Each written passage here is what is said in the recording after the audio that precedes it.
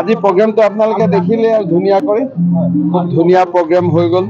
সকলোকে ধন্যবাদ সকলোকে অভিনন্দন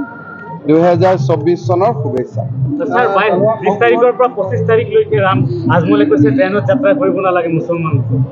এইকেইদিনা ট্ৰেইনত যাত্ৰা কিয় কৰিব লাগে সবেই ঘৰত বহি ৰামক আৰাধনা কৰিব লাগে ঘৰত ধুনীয়া কৰি অলপ আধ্যাত্মিক হৈ থাকিব লাগে ইমান ডাঙৰ কাম হৈ আছে মনটো ভাল লাগিব বিজেপি ডাঙৰ শত্ৰু বুলি কৈছে ভূপেন হাজৰিকাৰ গানটো শুনা নাই সুদূৰ কান্য কুব্জৰে পৰা 12 ভূঞা আহিছিলে সেই বংশতে ইয়াতে শংকৰদেৱে জন্ম দিলে ইয়াত আপোনালোকে কি কন্ট্ৰভাৰ্সি কৰিব মই জানো না উদ্দেশ্যটো মই বুজি পাওঁ না বহুত দিন হৈ গ'ল গতিকে সেইকাৰণে মোৰ বহুত অভিজ্ঞতা হৈ গ'ল ন গতিকে মই বুজি পাওঁ মই ঘটনা হ'ব পাৰে বুলি নকওঁ মই কওঁ যে এইখিনি ৰামময় হৈ থাকিব লাগে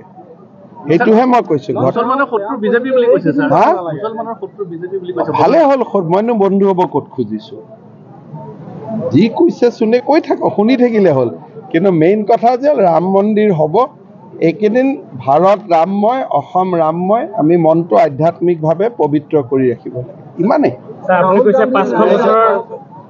ন্যায়টো আমিয়ে ইয়াত ন্যায় কৰি আছো নহয় আৰু কি ন্যায় লাগে অসমত আহিলে অসমৰ ডেভেলপমেণ্ট দেখি ভাল পাব না যে তেওঁৰ দেউতাক মাকে ককায়েকে নাতিয়েকে যি কৰিব নোৱাৰিলে এইবোৰ আমি কৰিছো ঘূৰিলেতো ভালেই পাব নহয় এইটো ঘূৰাতো কোনো আপত্তি নাই আগত আহোঁতে ইমান ডাঙৰ নেশ্যনেল হাইৱে আছিল এতিয়া ইমান ডাঙৰ হৈ গ'ল এতিয়া যদি কোনোবাই আহি পেলাই আমাৰ ইয়াতে বগীবিল চাই কোনোবাই আমাৰ কলীয়া ভোমোৰাৰ দ্বিতীয়খন দলং চাই আমিনো কি বেয়া পাবলগীয়া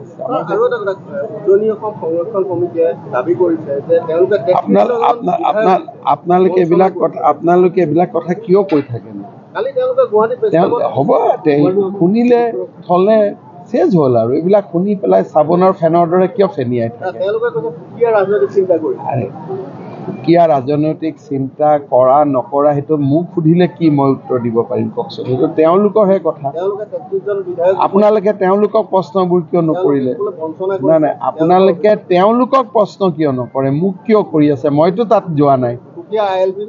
ডেফিনেটলি আপোনালোকে তেওঁলোকক সোধক এতিয়া প্ৰশ্নবিলাক মই ক'লোৱে কোৱাটোতো শুনিলেই ৰাম মন্দিৰ প্ৰসংগত কি ক'ব স্যাৰ ক'লোৱে নহয় যিখিনি ইমান ধুনীয়াকৈ ক'লো আপোনালোকে বস্তুটো কি কেপশ্যনটো বিচাৰিছে মোক কৈ দিয়ক কেপশ্যনটো মই কৈ দিওঁ আপোনালোকে ৰাম মন্দিৰ প্ৰতিষ্ঠাৰ পিছত